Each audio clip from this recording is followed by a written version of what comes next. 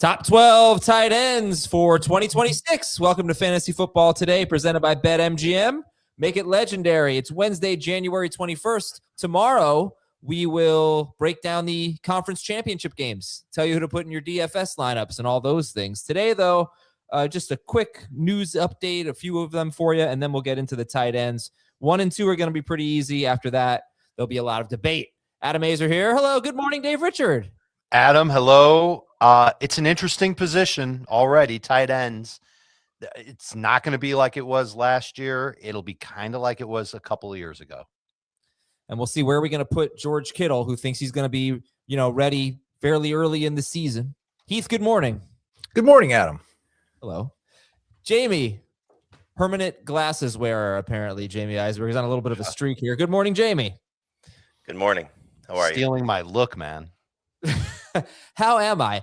I'm doing well. I have something happened to me today. I went to the doctor today. Good. And they told me something. Turn your head and cough. No one at the doctor's ever said this to me. I showed up. They said, Adam, your appointment is tomorrow. And then I went home. So that's my morning so far. May add a few tests to the what we were planning on running.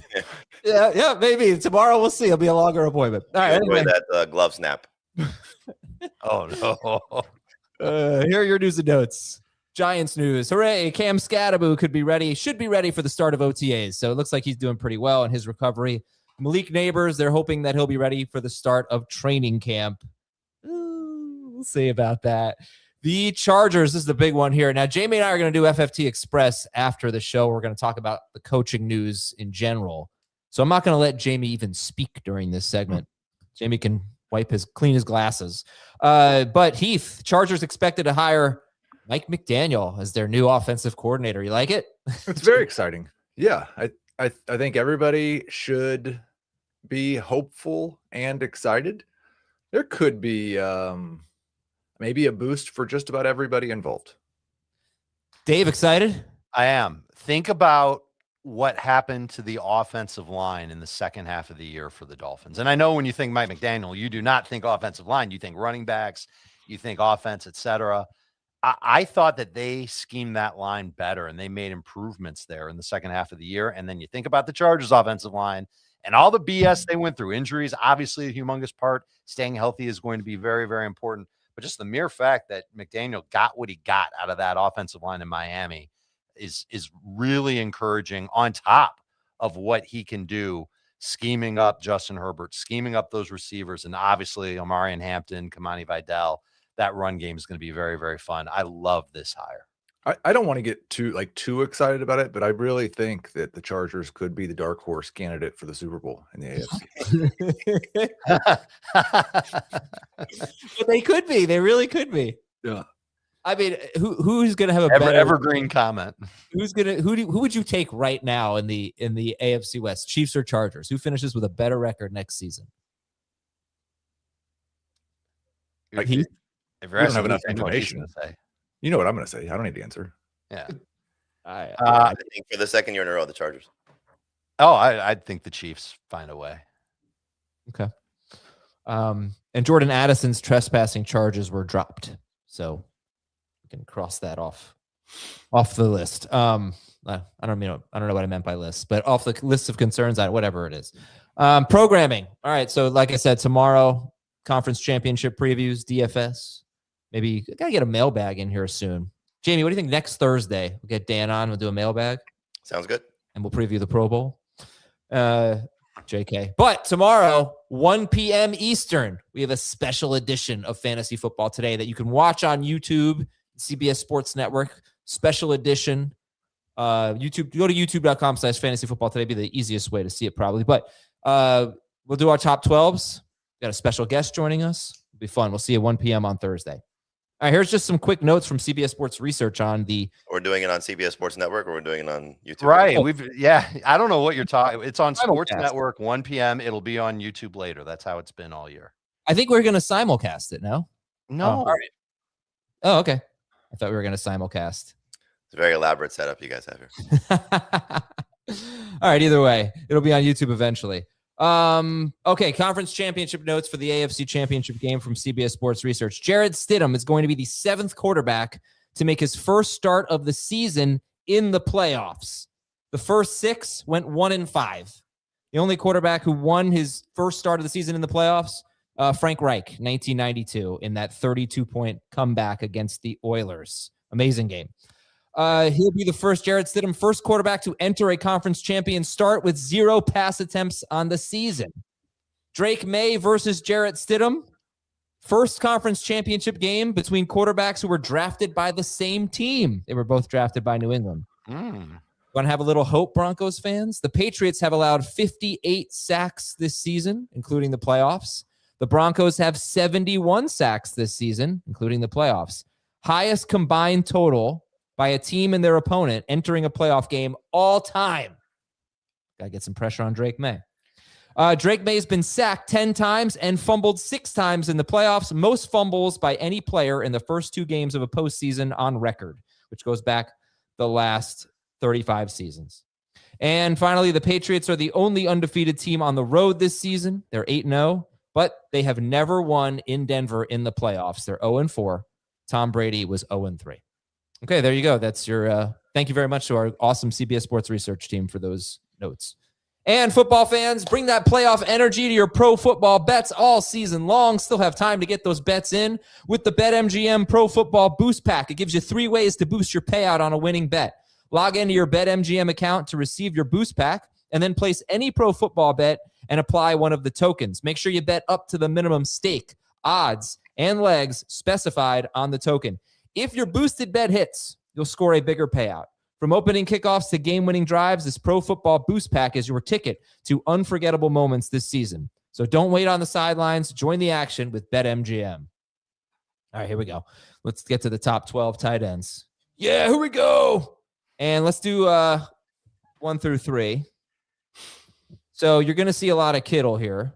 Dave's are updated. It does not have Kittle third. Where'd you end up with Kittle, Dave? Kittle's in the 20s. Okay. Wow. Yeah. So you'll see that the Kittle, like the rankings for me, Heath, and Jamie are from recently, but not recently enough. And Dave has adjusted. Anywho, the new top 3, McBride, Bowers for everyone. And then Dave has Fan in third.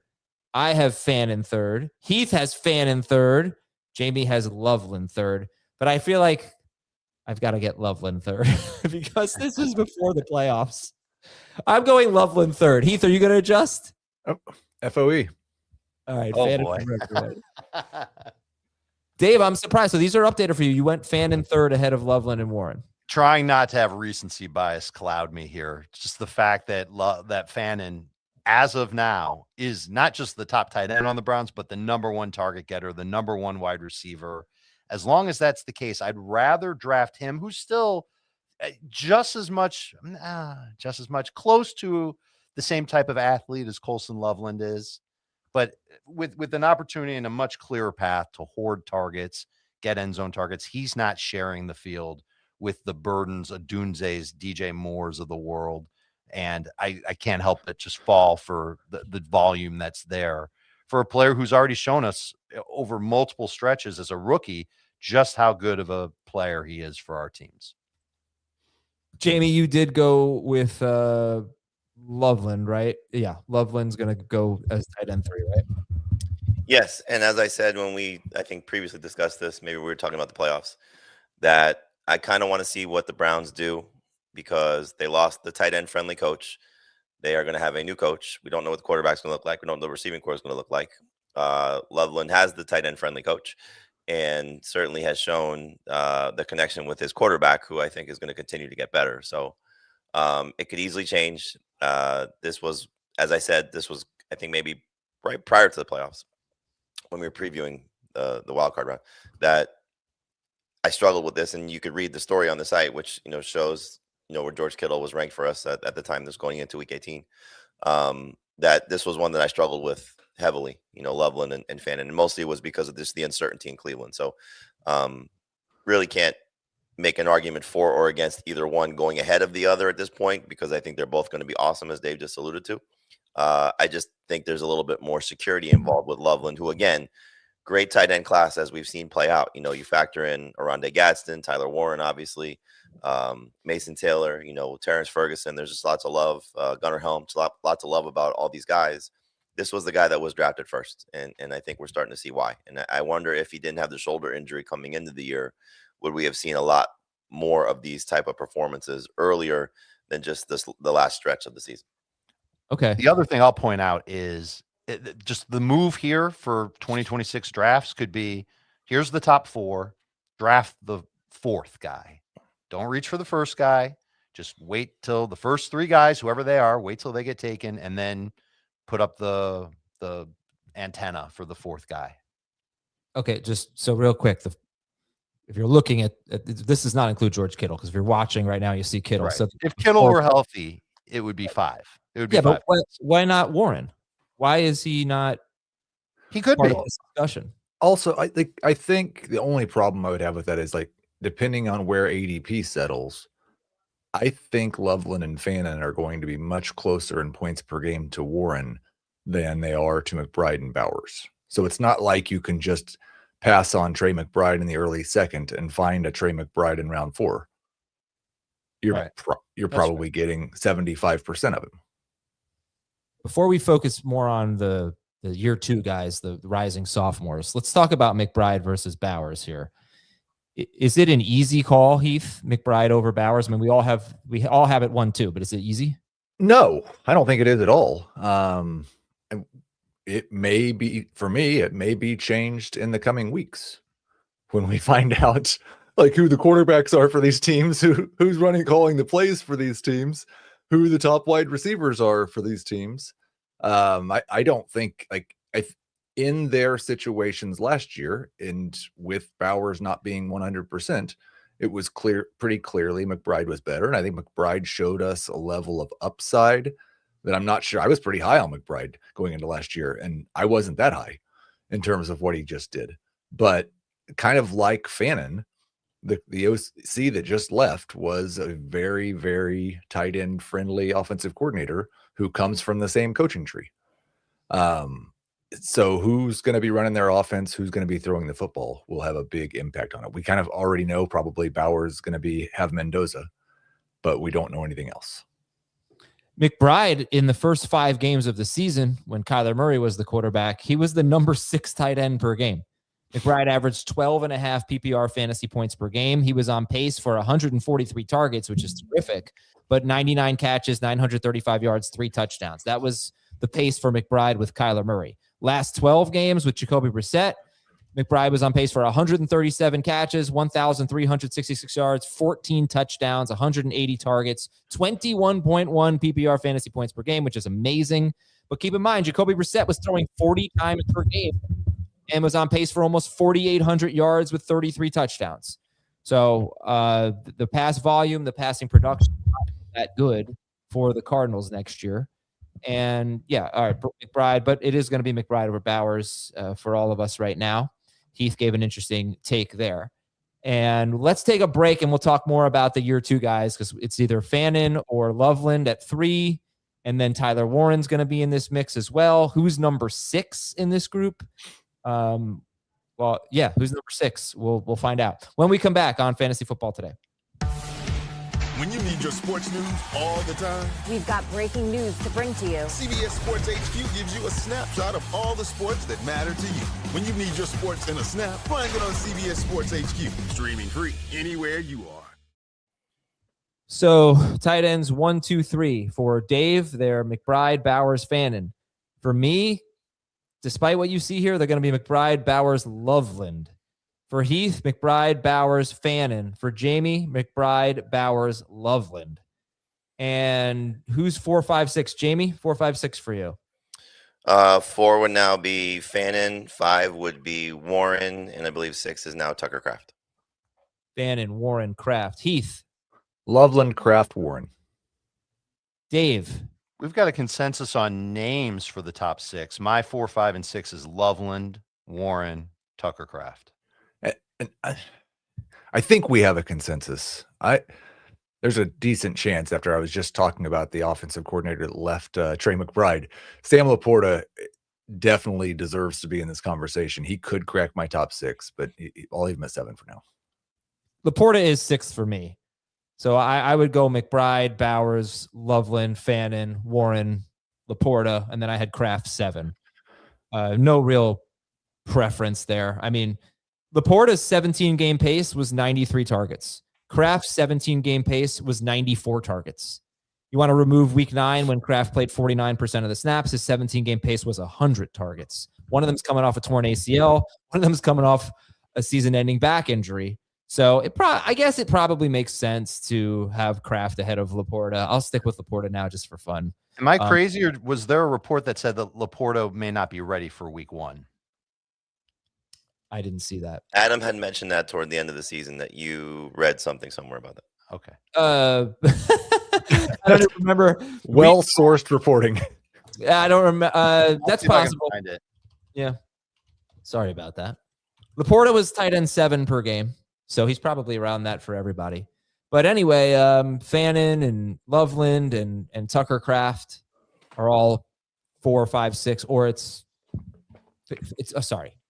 3 through 6 is Fannin, Loveland, Warren, Kraft in some order. So what do we think about Tyler Warren, guys? Because Pittman and Pierce may not be back next year, Jamie. Warren, in his first 10 games, he was the number 2 tight end overall, but number 6 per game. He's having a really nice season. Last 7 games completely fell apart, even though he was on pace for 109 targets in those 7 games. But it's just the production was bad. What do you think about Warren? I think he's got a chance to be special. I mean, the quarterback is going to determine, I think, how this all, shakes out for him, even if the receivers are back. So Pierce most likely gone. I think Pittman will return. But Daniel Jones was making him into a consistent starter, a steal on draft day. One of the guys you were going to be, we're still going to be talking about, for many years. But I think he would have been probably, I think, more in the, hey, could it be Loveland, Fannin, or Warren? I think we're kind of all just kind of settling. It's Loveland and Fannin, and then Warren. So if they make a splash at quarterback, if they get the right guy, if Daniel Jones makes a speedy recovery and looks like he's going to be great in camp with Pierce gone, maybe again with Pittman gone, I don't know. I still think you're kind of just looking at him as the next guy. So to your point, Adam, which you asked Dave, could there be 5 guys that we're talking about here in terms of, the consensus and easy, guys that are going to be selected in probably their first 5 rounds? Because I think Heath is right. You have to sort of separate them, the top 2, then the next 2, and then I think Warren. But look, things can certainly change for Warren where he gets closer to where I think Loveland and Fannin will go. Heath, give me your thoughts on this trio of rising sophomores. I think that Loveland and Fannin have a little more upside than Warren does. Just notice the order that Heath said there. Very important. Yeah. In that has nothing to do with their circumstances. I just think that those 2 are a little bit better players and a little bit more likely to have not a Trey McBride season, but a great tight end season. All of them, though, well, except for Loveland, like Fannin and Warren, we have so much to learn when it comes to what their 2026 situation is going to be. And that's going to have a big impact on it. I think I saw something the other day that said maybe they're going to let Pittman go and keep Pierce. That would probably be better for Tyler Warren. So I think if we just do it based on talent, it's, as Jamie said, you split the first 2 out and put Warren 3rd.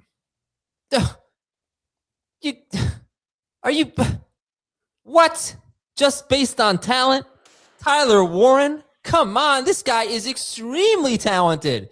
I love Tyler Warren. I love his talent. He is he's a monster out there. I have no qualms at all with his talent. He's as talented or more than either. They're all extremely talented. I don't think I'm separating any of them. I think they're all in the same. I personally think they're all in the same talent boat. And I think Gadsden might be in that. He's so good in that boat too. So Adam, just to that point, because again, based on where these guys are going to get drafted, I think McBride's going to be somewhere in the late round 1, round 2 range. Bowers late round 2, early round 3 range, depending on coach, quarterback, etc. Maybe pushes his way into middle round 2, but then I think we get a little bit of a separation. Probably round 4 is where you start to see Fannin and Loveland and Fannin come off the board. If you see that though, Adam, based on how you're talking right now, are you taking Warren immediately? No. Right now, today. I mean, because otherwise you may not get him. Like we've seen him go, I think in round 6 in both of the drafts we've done. 1 PPR, 1 half PPR. No, he went in round 4. In the half PPR. Half PPR went in first pick of round 4. He went 2 spots ahead of. Oh, that's right. I remember Jacob making the comment. Warren over Loveland was. Yeah. outrageous. In a span of 13 picks, we had Warren, then Loveland, and then Fannin was the first pick of round 5. Okay, so let's just assume that that's not going to be how it probably goes, at least as of now. How soon, when you see those 2 guys come off the board, would you be reaching for Warren? 2 receiver league, I'd say a round later. 3 receiver league, probably late round 5 or 6. I don't think he's going to make it that far.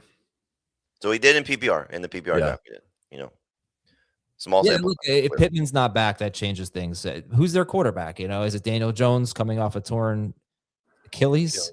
Yep. Ooh, that scares me a little bit. That's I think one of the things this week and getting ready for FFT Dynasty shows that I really think we need to look more into. There are way more teams that need quarterbacks right now than there are good quarterbacks. Yes. There are going to be multiple teams that kind of get left out or start somebody that we aren't sure if they're any good or not. Like, what's the bidding war for Jacoby Brissett going to look like? Right. Mac Jones. Well, Brissett's under contract. Mac Jones is too, isn't he? Didn't he get an extension? Mac Jones is under contract for 1 more year. Jacoby's so under contract there's even fewer. Right. What? Jacoby is too? Jacoby's going into a contract year. Okay. I believe, but Mac is as well. Malik Willis is about to be a free agent. Watch him get overpaid. You Dolphins. guys already know about like Tua Rodgers. will be a free agent. Who's that? Tua. Yep, he will be. Rodgers. I thought the cap hit was so prohibitive. No, I think they're It's going to bad. find a way to move on from Tua. I'm going to guess the quarterbacks that are going to hit the market that are going to have teams with teams that are going to have contract issues. You're going to see Kyler. You're going to see Tua. You're going to see Rodgers. You're going to see Geno. Geno's a good one. Yeah. Cousins. Russell Wilson. Well, Cousins, they just restructured his deal to make it more easier to get rid of him. Okay. Right. Oh, it's going to be awesome. Yeah. I mean, there's a chance Mitchell Trubisky ends up starting somewhere next year. I mean, so then we get to like the Kraft Laporta range here, and you guys have Kraft in your top 6. I have him 7th with Laporta 6. And then for you know what, let's just do who's 7, 8, 9. Let's go to 7, 8, 9. Jamie, 7, 8, 9 for you. Trying to give you the most recent list that I put together. 7 is Laporta, 8 is Pitts, 9 is Kincaid. Laporta, Pitts, Kincaid. Yes, and Pitts is a free agent, but obviously you got to love the Stefanski hire for him. And Heath, 7, 8, 9. Exactly the same, although where Pitts goes and where Isaiah Likely goes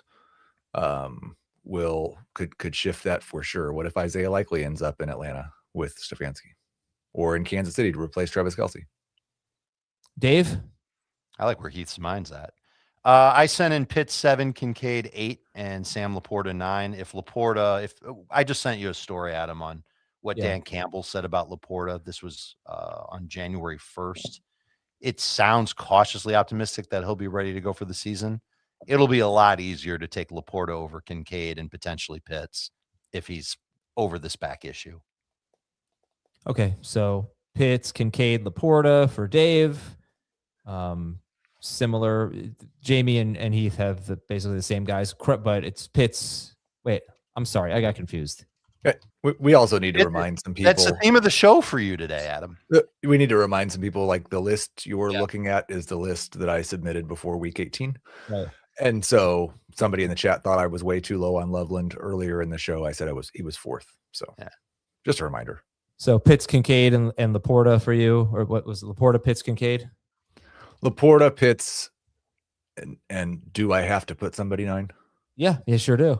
Well, so is Kincaid, but he's the one that I just would rather, like, I hope Likely or Gadsden or somebody else moves ahead of him. He's the placeholder for whoever is the 9th best tight end.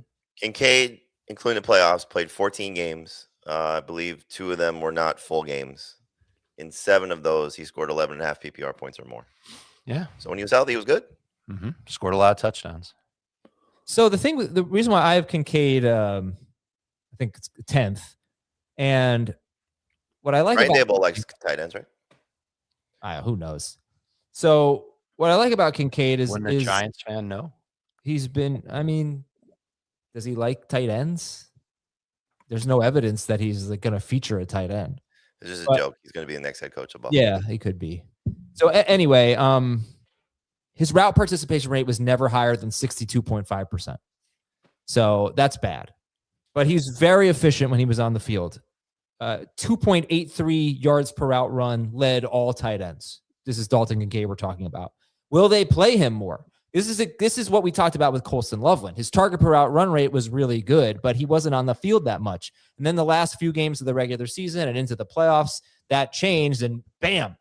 So I don't think Kincaid can do that, but I do like that his target per route run rate's been good basically all 3 years. 19.8% as a rookie for Kincaid, 27.2%, 24.3% the last 2 years. When he's on the field, he gets targeted. Can he carry not 2.83 yards per route run, but can he get to 2 yards per route run, something like that, and play a lot? If he's like playing 80% of the snaps or running 80% of the routes and getting targeted at a high rate, then I think you're going to have a pretty good player. I think a good question for him is how hurt was he throughout this season, especially like in the games where we thought he was a full participant, because you talked about what happened with Colston Loveland when they got in the playoffs. Well, when the Bills got in the playoffs, they played 2 games and Dalton Kincaid played less than half the snaps in both of them. And that's pretty much what he did all season long. His snap percentage actually went down from year 2 to year 3.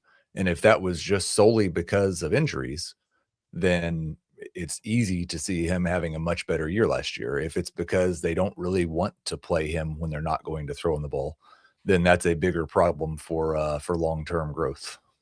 I mean, he basically just plays like a slot receiver, so he's never going to be considered like a traditional tight end. No, he won't be like that. What's the cost? To me, that's what it's going to come down to, because I think everybody will view Dalton Kincaid as, yeah, he's great, especially if he seems a little too touchdown dependent. But if he's going to cost me a 6th round pick, I can go in 4 different directions at other positions, obviously, and be really good with letting somebody else get Kincaid. If it's round 8, if it's round 9, you can tell me where he went in our mocks. I don't mind that cost, even though he's a big time injury risk. So quarterback, running back, wide receiver, you're going kicker or defense. What's the 4th position there? I don't know. I could pick multiple wide receivers. There's more than 4 different positions that I would like there. 4 different directions, not 4 different positions. I think it's kind of hilarious that we have Kyle Pitts in our top 10. Why? Because so much of his production was the games without Drake London. Yep. I mean, weeks 12 through 15, he averaged 20.1 PPR fantasy points per game. Drake London comes back. He scores 18.7 in the first game, then 3.6, then 11.8 PPR fantasy points. That's That's over 11 and 2 out of 3. It's pretty great. Could you make the argument, though? I mean, obviously, it's different. I don't even know if it's different in talent because of where Pitts was drafted, but almost all of Loveland's great games came without Odunze on the field. Yep. That is true. But he just started running more routes. I think that's the difference. I'm just saying, though, like if we're going to start nitpicking for certain things, like that's a very similar comp. No, I just think it's funny because Kyle Pitts has had year after year, fantasy managers some have been like, well, this is going to be Kyle Pitts' year. And he never seems to fall out of fantasy relevance. And this year he probably did, right? I mean, this year, this is 2020. He definitely was not drafted as a starting fantasy tight end. This is the first time in his career, and he obviously delivered. It was a contract year for him, so we know how that goes sometimes, that players, when they have those scenarios, they play to their best potential. They play through injury. He performed at a very high level. He was the number 2 tight end in total points at the position. Finished a good 100+ points behind number 1, Trey McBride. But obviously it was a great year for him. And I think when you start to, Heath said, do I have to pick somebody as a placeholder tight end 9? Like we're at that point where you're looking for upside and hopeful scenarios. And, again, these lists that you're looking at were submitted before some of the coaching news. I think Kevin Stefanski there, if Pitt stays, is awesome for him. Yeah. Especially if they get the quarterback situation right, because that's what that guy has done. He did it in Cleveland. We're sitting here talking about Harold Fannin. We were talking about David Njoku for the last couple of years once he got a quarterback that featured him in Joe Flacco. We just got through talking about this yesterday with Petzing and what he has done with the tight end in Arizona. Well, he came from the Cleveland system, is why we like Trey McBride before he broke out, which was what we were hoping for to see. And so I think this is a huge plus. And like to Heath, I think Heath said, if Isaiah Likely ends up in Atlanta as a Pitts replacement, like that's awesome. So it's really that team that you're looking at, the player on that team in that position. And if Pitts does stay, he may get the franchise tag. Like it's going to be fun, I think, to draft him this year, but you're getting him at a good cost. Not really. If he's being ranked, 8th, it's not going to be that great of a cost. He averaged 10 points per game, 10 PPR fantasy points per game with Drake London. That's what Colston Loveland averaged for the season. That made him tight end 18 per game. So it's been disappointment after disappointment after disappointment, basically, for Kyle Pitts. Talking about basically 3 incredible games, including a 45-point game, 3-touchdown game at Tampa Bay. And you hate Kyle Pitts. Like, we're talking right now. We're talking about tight end 7 or 8 or 9. Like, this is after all the good players are gone. I don't know if you're talking about a guy in round 6 though. Yeah. Well, when did he go? Did he go in round 6? I got you. So he went in round 7, 11th pick of round 7. Okay. Here were some of the guys taken around him. This is which draft? Half PPR. What about the full one? Well, Jamie, I don't know. Let me see. What's it called? It wasn't called January, was it? Yeah. Oh, I have I have to log into my wife's account. Well, that's right. This is where we caught you. But in the half PPR league, he went in the same area as Evans, Ramondre Stevenson, Ricky Pearsall, Tony Pollard, DJ Moore, Kyle Pitts, Rico Dowdle, Caleb Williams, Blake Corum, Trevor Lawrence, Jordan Addison.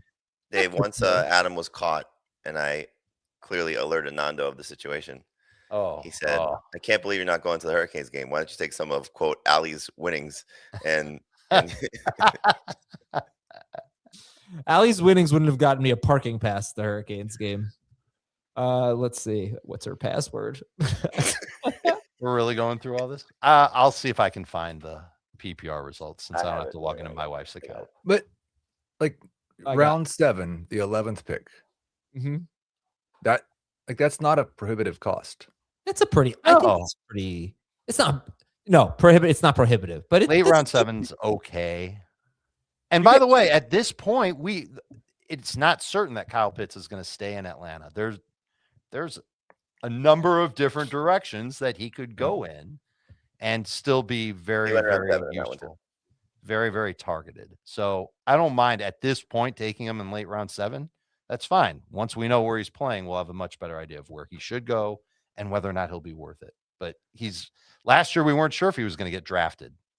That's the end of that comment. Now we know he's going to get drafted. And he'll probably get drafted with a top 80 pick by the time. We just need Arthur Smith to take the Bills job and then bring in Kyle Pitts. And why would you even speak that into? And 2 other tight ends and just kill each other. Yeah. So listen, last year, looking at our FFT draft, a league we actually played out, is the last draft we did. Pick 7-11, 11th pick of round 7 was Chris Olave. Picks before that, Jacoby Meyer. So we had Zach Charbonnet, Romo Dunze, Zach Charbonnet, Jalen Warren, Keon Coleman, Jacoby Myers, Chris Olave, Stephon Diggs. Those are the last 6 picks or 7 picks of round 7. So actually, pretty much you get a few wide receivers come out of this range every year that are pretty good. So I think that's actually a pretty high pick for Kyle Pitts, who has been pretty disappointing. Do you think Kyle Pitts is better or worse than Dalton Kincaid? Like you have Pitts ahead, I guess. So. I have him ahead. Right. Yeah, I have him ahead. I mean, look, Kincaid, I think Dave having Juwan Johnson there, like maybe I should have put Juwan Johnson ahead of Kincaid. Maybe did anybody have Dallas Goedert? Dallas Goedert had a great year for me. Yeah. Yeah. And what was I going to say? And AJ Brown could be on the move. We'll see. Kincaid, I didn't feel great about it. I just feel like because Josh Allen could always have a 35 touchdown pass season, because Kincaid's got pretty good metrics, I think there is a chance for a post-hype breakout for him. All right. Anyway, let's get to 10 through 12. Dave's got Juwan Johnson, Isaiah Likely, and Jake Ferguson. I have Kittle somewhere in here. I think I have Kittle 9, and I have Pitts, Kincaid, Gadsden. I also have Brenton Strange in the mix. I've got this all screwed up. Let's just go with Kincaid, Gadsden, Strange for me. Yeah, Kincaid, Gadsden, Strange. Heath, Kincaid, Gadsden, Likely. Jamie. Well, actually, Kincaid was at 9, but I don't know who I'd want to put at 12. I'd probably just put Kittle at 12. Okay, so I had Kittle like 8th. I'm the only one who has him that high, I guess. And all right, so Heath, Kincaid, Gadsden, Likely, something like that. Jamie, Gadsden, Kincaid, Ferguson. No. It's Gadsden, Ferguson, Goddard. Okay, sorry. This was my fault. But anyway, some of the names, it doesn't matter who has who where. Some of the names we're seeing here, Juwan Johnston, Gadsden, Kincaid, Likely, Strange, maybe Kittle, Jake Ferguson. Dave, you're the only one I see who has Juwan Johnson here. Discuss. And he's a placeholder. I'm not going to commit to anybody after who I have at 9, but Juwan Johnson had a good year, averaged over 10 PPR points per game. He had 8 games with 7+ targets, 10.3 PPR points per game in 7 of the 8. As from now, I think he's going to still be the number 2 target getter in New Orleans. And as long as that's the case, yeah, let's run it back with Juwan Johnson with a late round pick. I totally forgot to take another commercial break, so we're going to do that now. Having a great wow. Let's not forget, I showed up to a doctor's appointment on the wrong day this morning. That's how it all started. It has continued. I don't know where I am. We'll be right back on Fantasy Football tomorrow. The new era of UFC on Paramount Plus comes out swinging. Yes. Show-stopping highlight machine Justin Gaethje collides with Liverpool phenom Paddy Pimblett in a must-see main event for the interim lightweight belt. This is how I get down. And Hall of Famer Amanda Nunes returns. She's the best ever. To take on bantamweight champion Kayla Harrison in the biggest women's title fight of all time. UFC 324, Saturday, January 24th, only on Paramount Plus. All right, I don't even want to talk anymore. Dave was talking about Juwan Johnson. Jamie. Jamie, who do you want to highlight from your last 3 tight ends? I mean, they're all, interesting in their own right. I think for Gadsden, the addition of Mike McDaniel, especially if Quentin Johnston and Keenan Allen are gone, that's huge. So we've seen from McDaniel with spurts of obviously Darren Waller this year, what he did with Jonnu Smith last year. And if you look at what Gadsden and his numbers were when Quentin Johnston was off the field, he was pretty special. So, he could be a guy who rises a couple more spots depending on what the Chargers receiving core looks like. So healthy offensive line, guy that flashed at times in his rookie campaign, some losses at the receiving core if they're not really replaced with anything more than, Trey Harris or Lambert Smith. Like, this could be great for Oronde Gadsden with the addition of Mike McDaniel. Yeah, that'd be awesome. He's an exciting player. Heath, talk about Isaiah Likely, major top 12. Immense upside. We just hope for the right landing spot. I think this guy could, I don't know that anybody here would be that surprised if he gets the right landing spot. Oh, Giants. Ends up ranking like 6th at tight end this year, maybe even higher. Follows Harbaugh. Yeah, that'd be great. Heath, let's revisit our Quentin Johnston for Isaiah Likely dynasty trade. Who would you take now? I probably wouldn't want to be involved in that trade until I knew where Isaiah Likely was playing. Okay. But the fun of calling it is based on the uncertainty of Likely. Johnston's a year younger. I think that might just be a simple tiebreaker. Okay. And Johnston's going to be on the Chargers next year. He's got 1 year left, right? Yeah. I'll double check. It might be 2. Okay. I think it comes picked down up his to option. your option. We got Jake Ferguson on this list too. Dave's got him 12. Jamie, I don't remember if he's still 12. He's 11th. He's 11th. Great. But another guy that could rise if George Pickens leaves. Yeah, for sure. Yeah. All right. Well, that's it for our top 12. I don't know. You want to elaborate? I think we owe it to Jake Ferguson to say more than that. Jamie, give me 30 seconds on Jake Ferguson. I mean, he was great at the start of the season when CeeDee Lamb was banged up and before Pickens became elite. or started to show those flashes, but mostly when Lamb was injured. I think just as we've seen from him, he's going to be a guy that Dak Prescott will lean on when he's got the opportunity to be second on the team in targets. And if Pickens leaves, I think he'll easily be second on the team in targets. So not a bad fallback option. I think can be in that Jawan Johnson type of range, 10 PPR points per game. More touchdown dependent if he's third on the team in targets, but still somebody I think that's a good settle for 10. Same thing with Dallas Goedert, who's 12 for me. I just think you look at the situation as we saw, he was very touchdown dependent from Jalen Hurts, but we know this scenario when the two receivers are healthy, it's just not going to be somebody you feel super confident in. But again, Brenton Strange, Isaiah Likely, if he's not in the right scenario, all these guys are just the type of tight ends that you're waiting for, unless you want to just shoot for upside and maybe Gunnar Helm without Chico Conco there. Jacob was the only one that had Terrence Ferguson in his top 12. If Parkinson moves on and you saw some flashes from him, before the hamstring injury suffered that caused him to miss the wild card game, scored 2 touchdowns in back-to-back weeks. The Kittle replacement could be awesome as well. About to bring that up. Jake Tonjes, if he stays with San Francisco, he's a free agent, but I'm sure they would like to keep him there. And obviously if Kittle's healthy, he's somebody that we'll look at as well. So there's several opportunities for other players to get into the top 12. Last point on Ferguson. He averaged almost as many fantasy points per game, PPR half non, with CeeDee Lamb on the field as Kyle Pitts averaged with Drake London on the field. You're following me there, right? One more time. He averaged almost as many Everybody was fantasy points per game. Ferguson averaged almost as many fantasy points per game as Pitts did when both of them had their number one wide receivers on the field.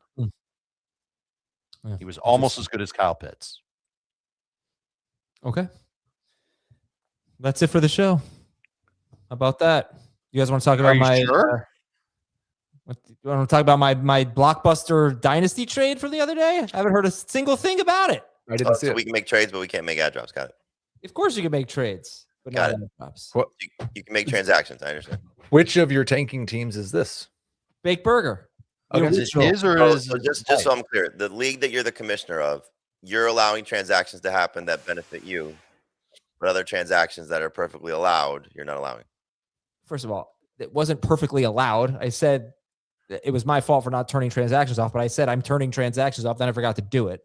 But no, ad drops. Ad drops are off. Trades are fine. You can make trades. Why couldn't you make a trade? Anyway, I traded Malik Transactions Neighbors. are transactions. I traded Malik Neighbors for Michael Wilson and 2 firsts, a second, and a third. But 2 firsts. the firsts are picks 11 and 12. So no great picks here. Malik Neighbors for Michael Wilson, pick 11 and pick 12 and a second round pick. And a third in 2027. You don't like it? So do you remember how you acquired Malik Neighbors in that league? Yeah, I do. You traded, I believe, 2 players away to get him. Yeah. Yeah. Do you remember who those 2 players were? What's done is done, Heath. It doesn't matter. I'm not getting Trey McBride back. It was Drake May and Trey McBride. Well, it wasn't Drake May. It was a pick and Trey McBride. Yeah. It turned into Drake May. Yeah. But And now you have pick 11 and pick 12 in the draft and Michael Wilson. and 2.8 and a third round pick next year. I'm more than one player away. Malik Neighbors ain't gonna win me anything. I'll be tanking again next year with Neighbors. I got to rebuild here. You don't like it? All right, you don't like it. It feels kind of like you turned a $100 bill into 2 quarters, a nickel, and a dime. Oh, come on. You You could know at how many least times I've done that at the casino? could at least 20s, a 10 and a 5 or something like that. Yep. All right. Well, thanks for Aren't you glad you brought that up? Have a great day, everybody. We're back tomorrow with a podcast in the morning and CBS Sports Network at 1 p.m. Eastern. Until then, we'll talk to you tomorrow on Fantasy Football Today.